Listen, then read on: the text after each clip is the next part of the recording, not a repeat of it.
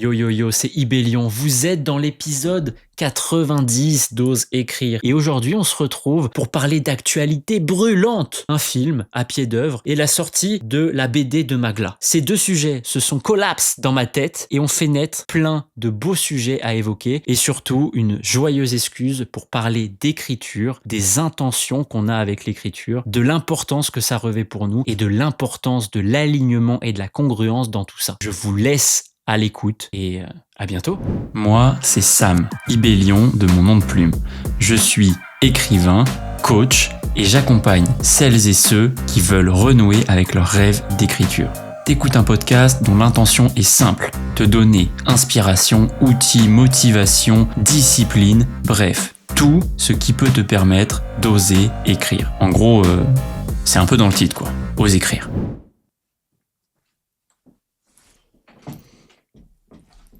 Hola, mi amigos, j'espère que vous allez bien.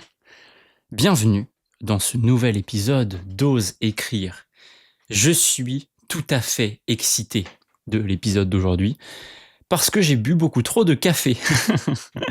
Alors, pour ma défense, prépa marathon en ce moment, comme je vous l'ai déjà dit, probablement, je suis dans une phase où je commence à m'alimenter en courant pour commencer à voir comment mon corps réagit. Bon, alors pour l'instant, je touche de la peau de singe, je réagis très bien, mais, dans le gel de tout à l'heure, il y avait de la caféine. Donc, en gros, au lieu d'être à 2-3 cafés, j'ai l'impression d'être à littéralement 6. Donc, je ferai attention à l'avenir parce que là, je sens qu'il y en a un peu trop. Donc, j'ai pris ma tasse coque et j'ai mis dedans de l'eau. Donc, aujourd'hui, vous n'aurez pas des pauses café, mais vous aurez des pauses eau. Voilà. Aujourd'hui, je suis vraiment ravi de vous retrouver pour discuter d'un sujet qui m'a passionné et qui, évidemment, retombe sur le sujet principal qui m'anime au quotidien et qui anime ce podcast. C'est dans le titre, écrire. C'est un sujet un peu aussi d'alignement des étoiles puisque bah ouais, tout est rentré en contact dans ma tête aujourd'hui et a fait genre waouh, mais attends, est-ce que là j'ai pas un truc que j'ai envie de partager. Donc ni une ni deux, paf, je branche la caméra, j'allume les lumières, je branche mon micro et let's go, here we go again, it's me Mario, tout ça, et on y va. Les deux événements qui se sont collapsés dans ma tête et qui me font enregistrer cet épisode, c'est le premier, un moment mère-fils tout à l'heure. Après cet enregistrement, je mets mes baskets et hop, je pars rejoindre ma mère au cinéma. Nous allons voir à pied d'œuvre, si je dis pas de bêtises, attendez, laissez-moi checker quand même que je dise pas une énorme ânerie. Tac, à pied d'œuvre, tout à fait, l'histoire vraie d'un homme qui renonce à son métier pour se consacrer à sa véritable passion, l'écriture, et qui découvre la pauvreté. J'adore cette thématique. J'ai très hâte de voir comment il traite le sujet de l'écriture, des intentions d'écriture, bref, de un peu tout ce que j'ai envie de vous évoquer aujourd'hui, avant même d'avoir vu le film. Je vous reparlerai peut-être du film si je l'ai trouvé cool. Et le deuxième sujet, qui a collapse avec ça. Désolé, j'aime trop le mot collapse et j'aime bien le dire avec un petit accent américain. Ah, je sais que c'est insupportable, mais pitié, c'est génial. Désolé pour ça, autorisez-le-moi. Le deuxième sujet, c'est le sujet de Magla, qui a une influenceuse, une youtubeuse, appelez-la comme vous voulez. Je lui ferai pas l'affront et je n'aurai pas l'outrecuidance de vous la présenter. Vous la connaissez probablement. Enfin, en tout cas, moi étant un enfant de YouTube, et grande dédicace à ceux qui, comme moi, ont connu YouTube au début. Moi, j'ai découvert YouTube grâce à Diablo X9 et Monsieur le V12 qui faisaient des vidéos sur Call of Duty. Je passais des heures à jouer à Call of Duty quand j'étais petit, surtout parce que c'était une manière de retrouver mes potes et j'ai trouvé ça génial. Un de mes meilleurs amis, nous sommes devenus meilleurs amis parce que nous jouions à Call of Duty en sortant de nos cours en première. On passait toute la soirée à jouer au Call of. jusqu'au moment où on devait quand même un peu faire nos devoirs. Mais c'est comme ça qu'on s'est rapprochés. Voilà. Donc gros big up à cette époque-là. euh, je sais pas si ça réarrivera un jour. Je suis un petit peu nostalgique de cette période-là et en même temps, il y avait l'insouciance et il y avait peu de sens à part le fait de relâcher peut-être la pression et de profiter naïvement de ces moments avec ses amis. Et il y a cette phrase mythique de il y a un jour, on s'est quitté après une séance Call of Duty comme ça en micro avec mon meilleur pote et ça a été la dernière. Et je trouve ça, voilà, je suis un peu nostalgique de cette période-là. Écoutez, ça me donne envie d'organiser une soirée Call of Duty, advienne que pourra. Bref, tout ça pour dire que Magla a annoncé un gros projet qui est une BD qui s'appelle Sip and Gossip, basée sur un concept qu'elle tient sur YouTube, où elle est en podcast finalement avec un invité. Il y a son penchant, si je dis pas de bêtises, Flip and Go Sleep. J'ai vu l'épisode avec Feldup, c'est pour ça que ça me parle.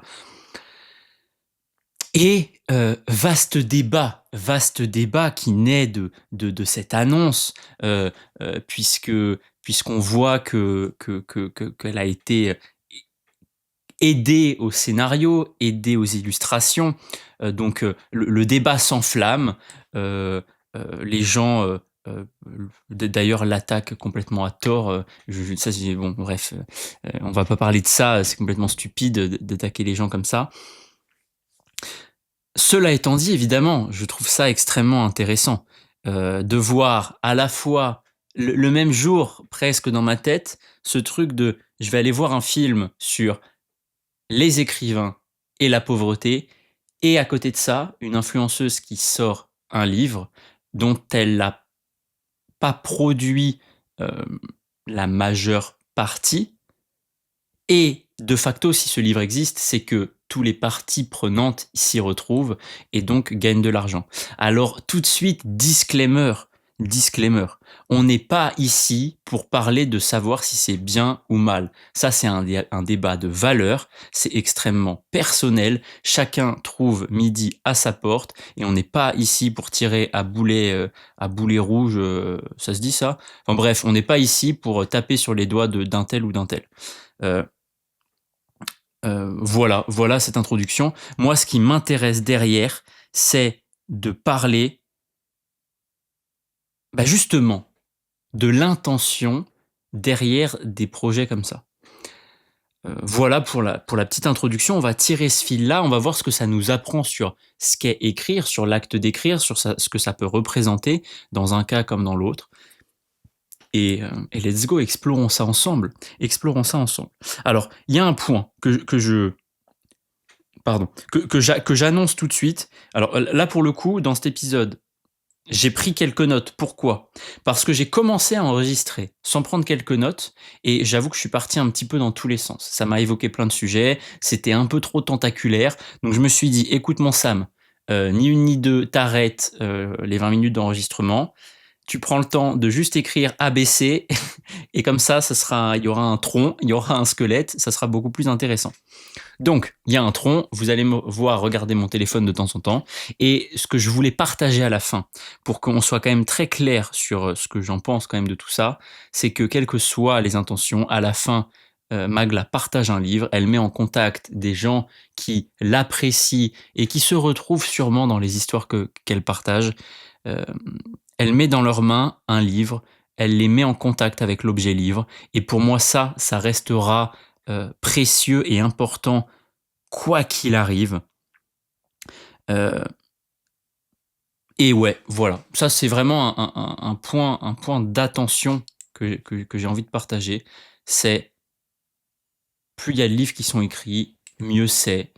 Plus il y a de gens qui sont en contact avec des livres, plus il y a des gens qui philosophent, qui s'interrogent, qui réfléchissent en lisant des livres, en découvrant des livres, et quelque part, qu'importe l'auteur, tant que le lecteur s'en saisit.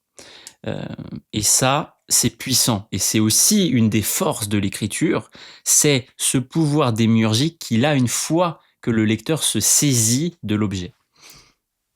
Voilà, voilà. Cela étant dit, nous allons dérouler un petit peu les différents points qui sont apparus dans ma tête quand ces deux sujets ont éclaté en se rencontrant dans mon petit cerveau de fou créatif. Hop, pause haut.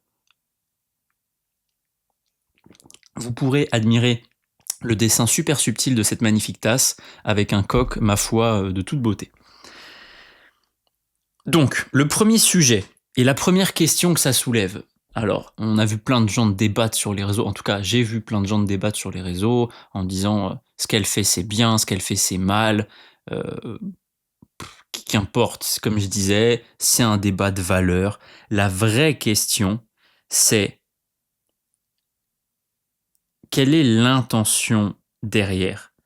Qu'est-ce qu'on valorise quand on parle de livres, quand on parle d'écriture, quand on parle d'art? Est-ce que c'est l'objet final? Est-ce que c'est l'acte en lui-même? Sincèrement, pour moi, c'est là que tout commence. Et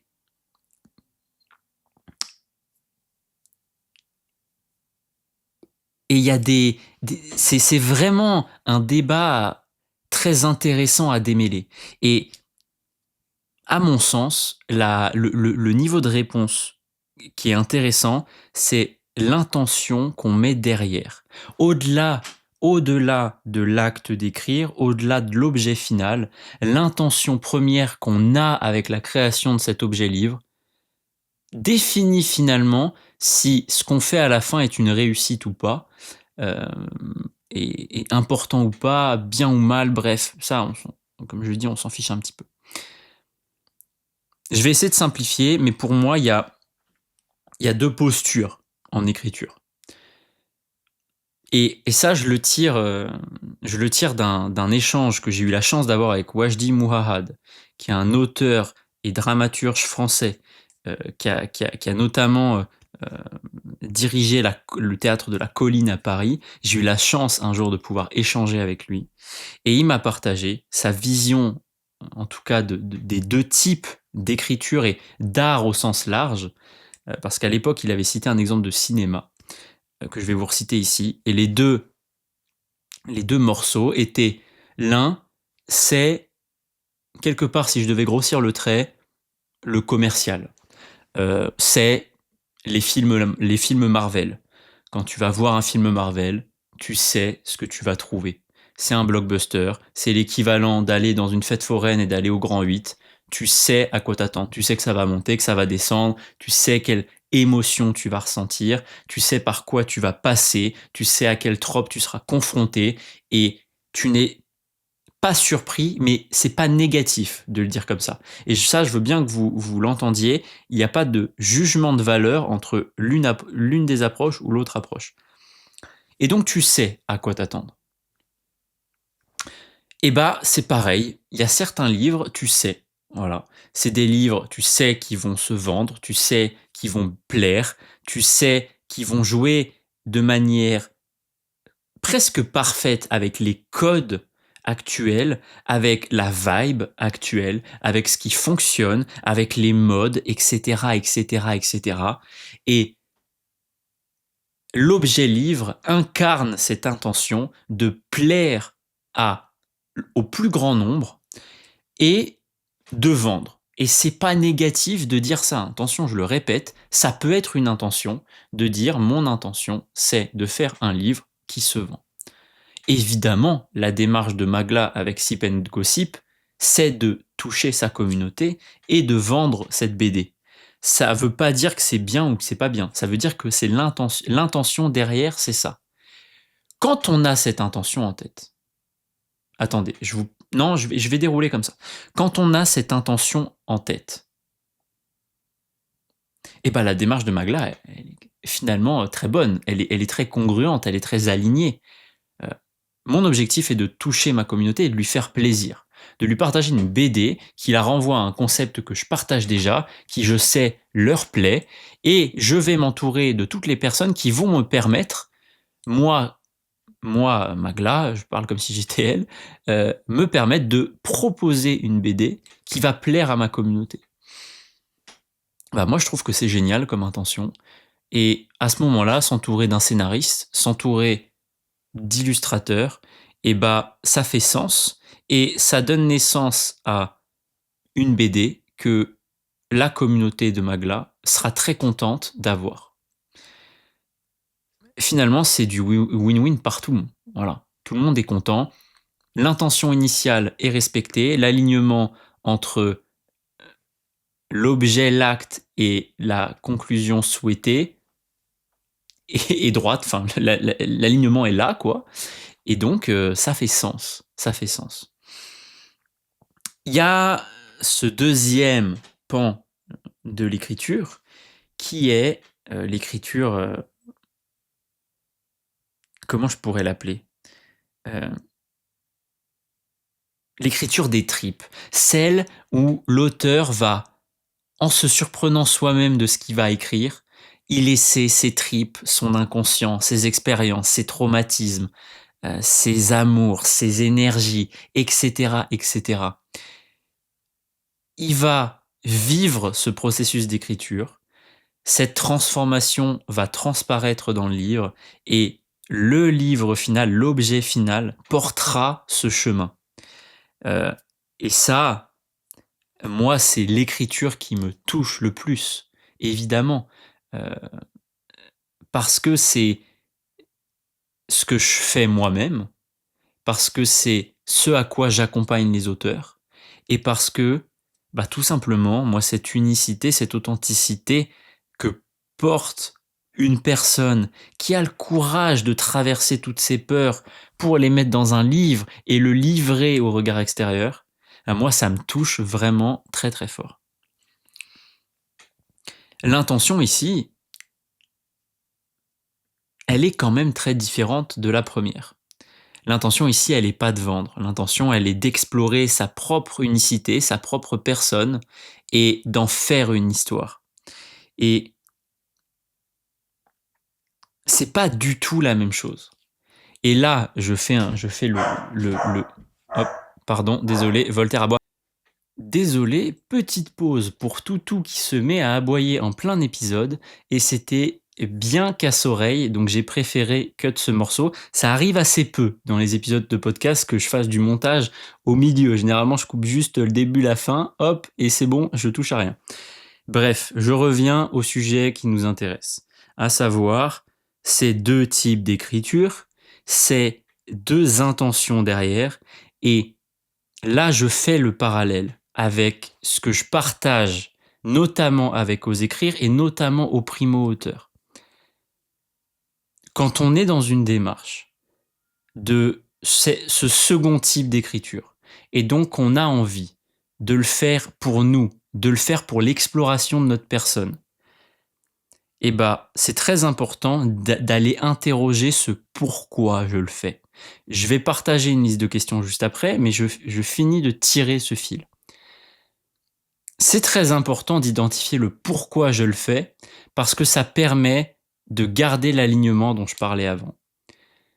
Si tu te laisses parasiter par l'objectif d'être édité, de vendre, d'être populaire, etc., etc., c'est l'équivalent de vouloir marcher sur deux chemins en même temps. C'est un coup à se perdre dans les broussailles au milieu. C'est comme si tu voulais aller à Paris et à Bordeaux au même moment.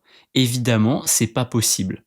Et donc, à un moment, cette intention, tu dois l'asseoir. Tu dois l'asseoir. Tu dois faire un choix. Pour identifier son pourquoi, on retombe sur cette question d'intention personnelle. Et bon, je le partage souvent, donc c'est pour ça, vous n'êtes pas surpris, mais c'est très important et je vous invite à faire ce travail sur l'intention personnelle. Pour quelles raisons tu écris ce livre? Pourquoi il est important pour toi aujourd'hui et maintenant? Qu'est-ce qui va changer dans ta vie une fois que tu l'auras écrit? Qu'est-ce qui va t'apporter? Qu'est-ce qui va te permettre de faire? Et derrière ça, ton environnement, comment il va le transformer, etc., etc. De creuser ces questions, ça te permet de mettre le doigt sur l'importance que ce livre a pour toi, de te connecter à ton intention profonde et d'y rester attaché.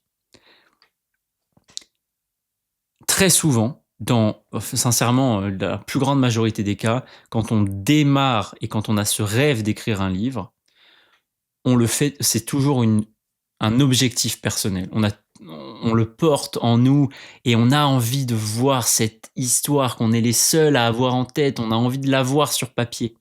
Et donc quand on creuse ces questions, on se rend bien compte qu'en fait c'est important pour nous parce que ça représente une idée qu'on n'a pas exploitée mais qu'on a depuis la sixième. Ça représente cet héritage qu'on a envie de laisser à nos enfants. Ça représente cet hommage qu'on a envie de faire à notre grand-père, à notre arrière-grand-mère. Ça représente cet accomplissement personnel. Ça représente cette apothéose de regarder le chemin parcouru et de se dire putain merde, je l'ai fait, j'ai écrit mon livre jusqu'au bout. Quand on a identifié tout ça, on a de la matière pour aller se battre tous les jours et développer sa routine, son rituel d'auteur et sa posture d'auteur pour aller écrire ce livre. Quand on sait pourquoi on se bat, c'est beaucoup plus facile de se battre. Et surtout, ça permet de commencer à travailler le lâcher-prise sur ce parasitage dont je parlais, de l'édition, de la vente et de la popularité. Parce que, avec une intention personnelle, si vous conservez cette volonté de popularité, d'être édité, d'être lu, de gagner beaucoup d'argent, en fait, vous créez une dissonance entre le pourquoi vous le faites et la direction que vous souhaitez prendre. Et là, vous vous retrouvez entre Paris et Bordeaux. Et évidemment, c'est bloquant. Évidemment, c'est bloquant. Parce que c'est tout simplement pas possible d'aller à Paris et à Bordeaux en même temps. Alors, entendez-moi bien, je dis pas que en choisissant d'écrire pour vous, vous ne serez jamais édité. Pas du tout. Pas du tout. Je dis juste que à un moment, il faut lâcher prise. Il faut. Il n'y a pas d'injonction. Je vous invite à faire un choix entre l'importance pour vous ou l'importance d'être édité. Faites ce choix-là en conscience et en ayant analysé le pourquoi c'est important pour vous, et lâchez prise sur le second. Ça vous permettra de faire des choix tout au long du processus d'écriture qui seront bien plus efficaces et toujours alignés avec votre volonté. Cela vous permettant de conserver votre motivation parce que vous nourrissez toujours et tout le temps votre pourquoi. Si vous vous posez perpétuellement la question de ah oui, mais mon texte il va peut-être pas plaire à l'éditeur, et cette personne et ce groupe de personnes, peut-être que je vais pas leur parler et du coup mon livre va pas les toucher et du coup je gagnerai pas d'argent. Bon, et bah vous allez faire des choix qui vont pas nourrir le c'est important pour moi, et en ne nourrissant pas ce c'est important pour moi, eh ben, à un moment, vous allez mourir de faim sur la route de l'écriture. Voilà. Voilà. J'aime bien cette image, j'y avais jamais pensé, mais effectivement, il faut nourrir le important. Ça permet de garder ce moteur. Et ça rejoint la phrase que je partageais avant. Quand on sait pourquoi on se bat, c'est vachement plus facile d'avancer. Voilà, voilà. Une fois que j'ai dit ça, eh ben, on voit bien qu'il y a ces deux chemins. Et on voit bien dans le sujet qui nous intéressait là avec l'exemple de Magla, que en fait les deux intentions sont tout à fait louables et tout à fait ok quand elles sont dans cette démarche d'honnêteté et d'alignement avec l'objectif. Et voilà. Voilà. Maintenant, derrière, il y a... Ouais, je conclurai comme ça parce que j'aime bien le mot de congruence. Je pense que l'exigence qu'on doit avoir avec nous-mêmes, c'est surtout la congruence entre ce qu'on a envie d'obtenir euh, et ce qu'on fait au quotidien. Voilà. Si vous avez envie d'obtenir un livre qui représente vous, votre personne, votre transformation et votre accomplissement personnel, eh ben, ne vous comportez pas au quotidien comme quelqu'un qui a envie que son livre soit beaucoup vendu, que son livre le rende populaire et que son livre soit édité par une très grande maison d'édition. Les deux ne sont pas incompatibles, mais c'est très souvent en embrassant pleinement le premier que le deuxième arrive d'ailleurs. Voilà. Ouais, je pense que c'est ça le plus important. C'est cette congruence entre ce qu'on a envie d'obtenir et ce qu'on fait. Cela étant dit, ça m'a aussi fait tilt, hein, sur ce côté, heu, l'écriture et la pauvreté, parce que je regardais du coup en discutant du film avec ma mère qu'on allait aller voir, effectivement, il y a genre, bon ça dépend des sources, et du salaire qu'on prend, mais globalement il y a 1 à 2 des écrivains qui doivent toucher plus de 2 000 balles, tu vois? Donc tu te rends bien compte que vu que ce chiffre, prend, dans la moyenne, bah, ceux qui gagnent beaucoup, beaucoup parce que très célèbres de par leurs écrits ou de par la personne qu'ils sont, tu te rends bien compte que la plupart des auteurs, comme toi et comme moi, dans notre réalité, ces chiffres-là, sont pas les mêmes, quoi. Donc tu te rends compte que vivre de l'écriture, alors c'est pas impossible, évidemment, certains le font, mais c'est pas aussi facile que ce qu'on pourrait croire, je dirais. Voilà. Et donc forcément, tu te dis: «Putain merde, mais là, il y a une influenceuse qui écrit pas son livre et qui va gagner de l'argent avec. Alors que moi, je m'évertue, comme pas possible à essayer de vivre de ma plume et j'en vis pas».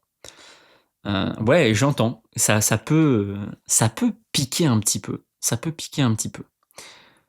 Par contre, cet état de fait, et je vais être assez cash en le disant, j'espère que tu m'en voudras pas, toi qui m'écoutes. Cet état de fait, il dit rien sur, ce que fait Magla, en fait. Parce que comme je te le disais juste avant, ses intentions étant claires, ses agissements étant congruents avec l'objectif qu'elle a envie d'atteindre, bah, c'est tout à fait OK. Par contre, ça en dit beaucoup sur nous. Ce sentiment parfois d'injustice ou de jalousie, ça dépend. Chacun mettra le mot qu'il veut ici. Mais ça en dit beaucoup plus sur nous. Et ça, c'est intéressant d'en faire quelque chose, d'aller identifier ce que ça nous apprend sur nous, sur notre situation, sur notre rapport à l'écriture. Par exemple, ça pourrait être, si je devais, creuser peut-être un petit peu plus, je l'ai connu à un moment. Ça me l'a pas du tout fait là aujourd'hui parce que justement c'est quelque chose que j'ai travaillé il y a quand même bien longtemps maintenant, mais ça me l'a fait à un moment. Je saurais plus dire avec quel, putain c'était quel bouquin qui m'avait, j'arrive pas à me rappeler. Bref, il y a un moment, j'ai eu cette sensation et moi, j'ai été touché par un profond sentiment d'injustice quelque part. De me dire: «Putain, mais moi, je trime comme pas possible pour écrire mon premier roman, en espérant peut-être pouvoir, en vivre». Alors je fais une parenthèse, moi, vous voyez, j'ai justement fait bien le deuil de ça, pas de manière négative, mais je suis très, très congruent. Mon objectif, c'est que les livres que j'ai dans ma tête existent, soient disponibles. Par contre, la finalité de ça se vend pas, pour moi, c'est totalement secondaire. Hem, c'est c'est vraiment un plaisir personnel. L'acte d'écrire est un plaisir, voir la finalité est un plaisir, et si ça intéresse des gens et si ça touche des gens, c'est vraiment du bonus quelque part. Voilà. Tout ça, j'ai pu y arriver parce que je me suis arrêté justement sur l'analyse de ces sentiments négatifs que je pouvais avoir à l'époque, qui était de voir quelqu'un, comme ça, de se dire: «Putain, mais attends, moi je trime comme pas possible et quelqu'un ne fait pas le scénario, ne fait pas les dessins, et gagne beaucoup d'argent avec tout ça». Ah putain, l'injustice de fou que je ressentais. Maintenant, qu'est-ce qu'elle m'apprend cette injustice? Bah, elle m'apprend que en fait, j'ai sûrement, j'avais sûrement un travail de lâcher prise à faire sur les intentions que j'avais avec mes livres. Heu, En fait, quand je me suis penché sur cette injustice, je me suis rendu compte que ce qui me touchait profondément, c'était, alors il y avait le sujet de gagner de l'argent avec, mais en fait ça, comme je vous l'ai dit, ça s'est assez vite réglé, mais surtout derrière, il y avait le sujet de: «Elle a un livre et pas moi. Elle a un livre et pas moi». Et ça, quand tu fais ce constat-là, ça fait mal, ça fait mal.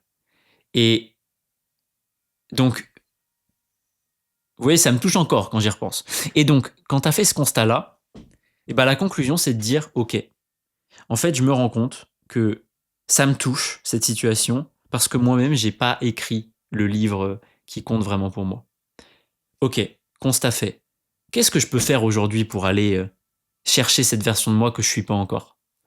Voilà. Eh ben peut-être commencer à travailler autour de tout ça pour aller chercher ce livre que j'ai profondément envie d'écrire. Et c'est quand on est dans cette démarche-là que là, franchement, tout s'éclaire. Parce que tu te rends compte que les épisodes négatifs qui peuvent venir parasiter toi euh, et te créer cette espèce d'injustice, de jalousie, mettez-y les mots que vous voulez, comme je disais, et ben tu te rends compte qu'en fait, c'est des vrais révélateurs de ta propre situation et que ça te permet d'aller trouver des clés qui te permettent toi-même d'évoluer et d'aller atteindre cet objectif que tu n'as pas. Et par ailleurs, c'est une démarche que je vous invite à avoir perpétuellement dans la vie, quand quelque chose vous irrite, de vous demander qu'est-ce que ça touche en vous pour que ça puisse vous irriter. Et quand on creuse, on remarque aussi que on identifie des systèmes de valeurs qui peuvent être différents et qui comptent dans ce jugement. Je reprends l'exemple que j'ai cité là. Euh, en fait, moi, je me rends compte que j'écris pour moi. Je me rends compte que en lâchant prise sur cet objectif de vente, d'édition qu'on nous martèle dans la tête comme si c'était absolument obligatoire, et en acceptant qu'en fait, moi, j'ai envie de le faire profondément pour moi, et j'ai envie que dans mon livre ne transparaisse que moi. Voilà. Bah, je me rends compte qu'en fait, moi et Magla, on n'a pas la même intention. Donc, on va pas comparer deux choses qui sont pas comparables. Is ok en fait. Et on retombe sur cette double notion qu'on peut avoir dans l'écriture, et on retombe sur, ok, en fait, cette frustration, cette injustice, cette jalousie que j'ai pu ressentir, en fait, il se trouve que ça met en lumière juste ma propre dissonance d'intention. Et voilà. Et donc, ce qui me reste à faire, c'est d'aller travailler sur ces intentions. Et donc, d'aller questionner mon pourquoi. Et donc, d'aller me demander qu'est-ce que ce livre représente pour moi là, aujourd'hui et maintenant. Pourquoi j'ai envie, dans 10 ans, qu'on se rappelle de moi pour ce livre, etc., etc. Et là, ça devient intéressant. Voilà. Et donc, quelque part, c'était ça le principal sujet que j'avais envie d'amener. Et, et ouais, et je suis très curieux de découvrir ce film qui va parler du rapport à la pauvreté en écriture, de voir comment ils vont adresser ce sujet, de voir si justement il y aura cette notion de le faire pour soi ou le faire dans un but éditorial. Euh, et je trouvais que le film était un bon moyen de rappeler cela. D'autant plus avec l'actualité de Magla. Et là, je le répéterai une dernière fois, mais euh, grand bien lui fasse. Moi, je trouve que c'est une belle initiative de pousser un concept et de le rendre matériel dans un monde où on a beaucoup grandi quand même avec cette immatérialité des vidéos, de rendre ça matériel. Oui, ça parlera à sa communauté. Oui, ça parlera pas à sa communauté. Vous voyez, moi, par exemple, franchement, Sip and Gossip, ça me touche pas. Mais tant mieux, en fait, ça veut dire qu'elle a très bien fait son travail et qu'elle sait à qui elle s'adresse et c'est là qu'on ressent aussi son alignement d'intention. Et ça, moi, je trouve ça très bien. Euh, Ça fait que des gens vont être en contact avec une BD. Peut-être des gens qui n'ont jamais vraiment lu de BD. Peut-être que ça leur donnera envie de découvrir d'autres BD. Peut-être qu'en en recevant cette BD-là, ils se diront, ah mais en fait, il y en a peut-être d'autres. Ah, j'ai envie d'aller découvrir ça. Peut-être qu'ils tomberont sur, je sais pas, la BD de la Horde du Contrevent, et ils se diront, putain, mais cette BD aussi, elle était géniale, et si j'allais lire le vrai livre? Et peut-être que du coup, ils liront la Horde du Contrevent de Damasio. Peut-être que ça les ouvrira à découvrir la fantaisie française, et peut-être qu'ils iront lire du Grimbert, et peut-être qu'en découvrant le secret de J, ils se diront, ah mais attends, et si j'allais explorer la fantaisie au sens plus large, et ils découvriront les annales de la Compagnie Noire, ils découvriront la Belgariade, ils découvriront Tolkien, ils découvriront tout ça. Et vous voyez, c'est pour ça que c'est hyper important et c'est cool que des gens partagent et créent des objets livres, parce que ça met les gens en contact avec, avec le monde du livre. Et franchement, je pense que le monde ne dira jamais non à plus de gens en contact avec le monde du livre. Parce que, quelque part, on dit souvent que le savoir est une arme et c'est probablement vrai. Voilà, voilà. Cela étant dit, si je devais conclure, je dirais merci au film À pied d'œuvre, merci à Magla de m'avoir permis et d'avoir comme ça cogité dans mon cerveau pour ramener ces sujets-là. Je conclurai aussi en disant que voilà, les intentions qu'on porte avec notre roman sont cruciales à identifier. Euh, Posez-vous la question de pourquoi vous le faites, pourquoi ce roman est important, là, maintenant et aujourd'hui, et pas dans 10 ans. Vous pouvez même vous poser des questions plus challengeantes. Dans 10 ans, pour quelle raison j'ai envie qu'on se rappelle de moi? Et sur ma tombe, il y aurait écrit quoi? Il y aurait écrit a écrit des livres dont il est profondément fier ou a écrit des livres qui se sont beaucoup vendus. Voilà.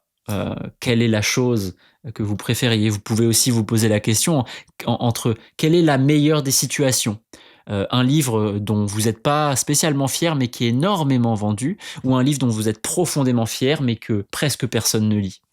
Voilà, ces réponses à ces questions vont vous amener des vrais phares dans l'obscurité, des vraies étoiles du berger, et ça va vous permettre aussi de faire la dissociation entre les intentions de tout un chacun et les objectifs qui peuvent être différents en fonction des volontés qu'on a. Il faut tout pour faire un monde, acceptons-le, et voilà, voilà, voilà. Moi, évidemment, vous savez, hein, si je devais conclure sur ça, et pour boucler de manière beaucoup plus personnelle, je suis profondément touché par ce rapport très personnel qu'on a à l'écriture. Une question que je pose pas très souvent, en fait une question que je pose tout le temps aux auteurs que j'accompagne, avant même de commencer à travailler avec eux et de signer quelques contrats que ce soit, c'est: moi, je peux te faire une promesse, c'est celle de t'amener un manuscrit terminé. Par contre, celle que je peux pas te faire, parce qu'elle viendrait parasiter ton objectif qui est d'écrire pour toi, pour toutes les raisons que tu m'as énoncées et pour toute l'importance que revêt ce livre que tu as pour objectif. Une promesse que je peux pas te faire, c'est celle que ton livre va beaucoup se vendre et que tu vas être édité par une grande maison d'édition. Est-ce que tu es OK avec ça? Et là, quand la personne me dit oui et que je sens cette sincérité et cette énergie de sincérité, je suis sûr que la personne, même si elle n'arrive pas encore à lâcher prise sur ce regard des autres, je suis sûr qu'elle va réussir à le faire et qu'elle va réussir à développer cette posture d'auteur, ce rituel d'auteur, ces intentions d'auteur qui vont lui permettre d'accomplir ce livre et d'enfin toucher du doigt toute l'importance qu'il revêt pour lui ou pour elle. Voilà, voilà. C'était génial de parler de tout ça aujourd'hui. Je suis super content. C'est des sujets qui sont toujours très passionnants. Ça m'a rappelé en plus mon échange avec Wajdi que j'avais trop aimé. Écoutez, je vous souhaite d'identifier le pourquoi vous écrivez. Je vous souhaite d'oser écrire. Je vous souhaite d'oser lire. Voilà. Et je vous souhaite d'accomplir le plus de choses possible. N'hésitez pas à me dire si cet épisode vous a plu. N'hésitez pas à laisser un pouce, une note sur les applis de podcast. Bref, tout ça, c'est vrai que je le fais pas souvent, mais n'hésitez pas, ça m'aide énormément. Sur ce, je vous souhaite une très bonne journée, soirée, goûter, etc., etc. Moi, je file au cinéma pour ce petit moment mère-fils, et je vous souhaite une très très bonne continuation, soirée. Hop, hop, hop! Me revoilà. Écoutez, je vous fais ce petit message en off parce que je voulais vous faire un retour du coup sur le film À pied d'œuvre. Écoutez, c'est un film que j'ai dans l'ensemble apprécié. Et pour tout vous dire, je trouve qu'il y a une très belle phrase dans le film, je vais vous la lire et après je vais vous dire pourquoi je trouve quand même que le film passe à côté de cette réelle intention. Il y a une phrase qui est dite à la fin du texte qui est « Achever un texte ne veut pas dire être publié. Être publié ne veut pas dire être lu. Être lu ne veut pas dire être aimé. Être aimé ne veut pas dire avoir du succès. Avoir du succès n'augure aucune fortune. » Et je trouve que le message ce message-là, il est très parlant. C'est pour ça que dans cet épisode, j'ai rappelé autant l'importance du pourquoi on le fait. Parce que c'est important de se câbler sur le bon chemin pour en profiter aussi. et qu'importe le résultat tant qu'on a la transformation. Et écrire un livre et vivre cette et vivre ce chemin, pardon, c'est tellement transformateur et tellement puissant qu'à la fin, qu'importe. Et en même temps, c'est parce qu'on lâche prise qu'on obtient un résultat qu'on espérait parfois pas du tout, tu vois, ou qu'on espérait plus. Et c'est ça la différence. Et le problème du film, je trouve, c'est que quand je repars de ce film, je repars avec deux croyances, à mon sens, qui sont écrire, c'est souffrir, et écrire, c'est être publié.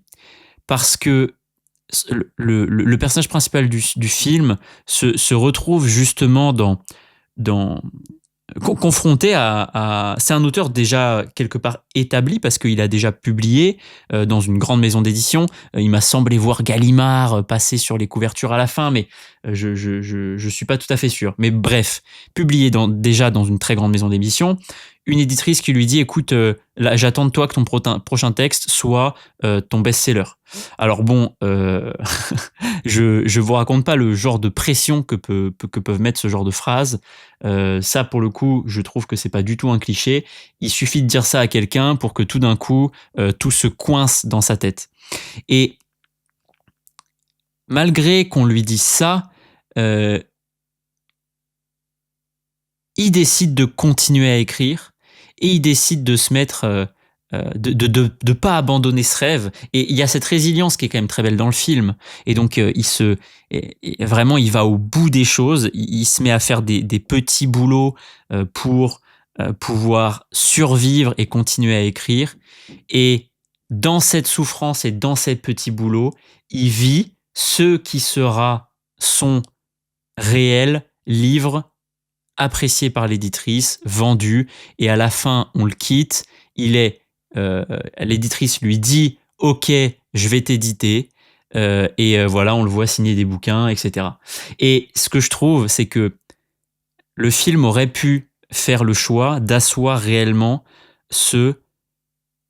en fait, j'ai choisi de devenir écrivain parce que j'ai envie de véhiculer mes idées. Et le film fait ce choix à la fin, plutôt, de passer sur... En fait, raconter ses idées, c'est bien, mais être édité, c'est quand même le but. Et je trouve ça tellement dommage. Et quelque part, j'aurais aimé, tu vois, si je devais réécrire ce film, j'aurais aimé que, à la fin, quand l'éditrice lui dit écoute, ce livre-là, je l'accepte, mais par contre, je vais pas te payer plus parce qu'on t'a déjà avancé sur celui d'avant, et bah qu'ils lui disent écoute, je te fais un fuck, et en fait, j'en ai rien à foutre d'être édité. Ce livre, il représente une partie de ma vie et j'ai envie que les gens le lisent avec ou sans toi. Et là, quelque part, on aurait eu... parce qu'en plus, il continue à la fin à faire ses petits boulots. Parce que c'est comme ça qu'il aime vivre et que ça lui laisse cette liberté de choisir les moments où il écrit. Et à ce compte-là, il aurait pu continuer et se libérer totalement du monde éditorial qui, sans se rendre compte, est celui qui lui met la pression, en fait. Et lui dire, bah écoute, moi je vais continuer la vie que j'ai là. Et voilà. Et c'est pour ça que je suis sorti un peu mi-figue, mi-raisin de ce film-là, parce que je trouve qu'il mélange un peu plusieurs intentions et surtout qu'il véhicule quelque part des clichés extrêmes en écriture. Il n'y a pas besoin de tout sacrifier pour écrire un livre. Il n'y a pas besoin d'être publié pour se dire écrivain. Il n'y a pas besoin de gagner sa vie en vendant des livres pour se dire écrivain et pour aimer écrire. Il n'y a pas besoin de souffrir le martyre pour écrire un livre. Il n'y a pas besoin de fumer des clopes et de boire du café pour écrire des bonnes pages. Il n'y a pas besoin d'être en bataille avec son ex-femme, ses parents pour écrire un livre. Et j'aurais aimé voir un film qui me propose une vision de l'écriture qui assoit cette intention de dire l'écriture, c'est à la fois pour tout le monde, l'écriture, ça peut être pour soi et c'est extrêmement transformatoire et ça permet d'embrasser des chemins de vie qui nous correspondent et dans lesquels on est beaucoup plus ancré. Voilà un peu mon avis un peu brutal comme ça. Et quelque part, voilà, je sors mitigé du film, mais il m'a fait me poser toutes ces questions. Il m'a même chamboulé à certains moments parce que euh, tu ressens à un moment cette peine qu'il a et tu vois qu'en fait, ça va être super dur de vivre de sa plume et, et tu sens que... Et tu te dis, mais merde, à quoi bon écrire, quoi? À quoi bon écrire? Et au moment où j'ai pensé ça, tu vois, où le film m'a renvoyé ça, je me suis dit, ah putain, j'espère que ce film va pas en décourager plus d'un, tu vois. Et quelque part, c'est peut-être que vous voyez, hein, là encore une fois, je vais faire l'exercice que ce dont je parlais juste avant avec Magla, mais quelque part, je pense que si j'avais vu ce film avant d'avoir eu toutes ces prises de conscience qui m'ont amené là où je suis aujourd'hui, bah peut-être que ça m'aurait découragé d'écrire.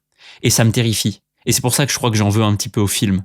Parce que je pense qu'il me renvoie à une image de moi qui à un moment fut terrorisée et qui à un moment a passé sa vie à se dire non mais en fait l'écriture c'est pas pour moi. Parce que j'arriverai pas à en vivre. Parce que je suis pas assez talentueux. Et je trouve ça... J'aime pas. J'aime plus ça. J'aime plus ça. Donc voilà ce que j'aurais envie de conclure, c'est que ce film m'a rappelé que l'écriture, c'est pour tout le monde, que l'écriture, ce n'est pas souffrir, que l'écriture, ce n'est pas être publié, et que l'écriture, c'est avant tout un chemin personnel, un chemin de transformation, un chemin où on se découvre, un chemin qu'on apprécie, parce que se découvrir et se comprendre, c'est indescriptible. Voilà. Écoutez, cette fois, c'est vraiment la fin. Et voilà, je vous fais des bisous les copines, je vous fais des bisous les copains. À très vite, c'était Ibellion.